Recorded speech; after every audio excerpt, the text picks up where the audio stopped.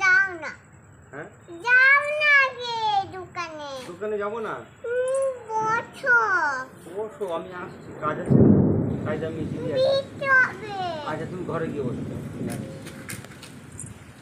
চলে গেছে তা বসলাম, কথা শুনলে না তো তুমি?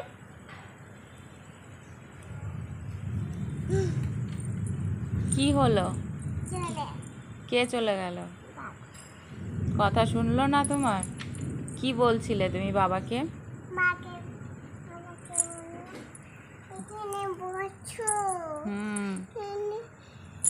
এখানে বাবারে কি মেঘ ডাকছে মিঠি, বৃষ্টি এসে গেল তো। তুমি ভয় পাও? না। ভয় পাও না? খুব সাহস না? তোমার বাবার জন্য চিন্তা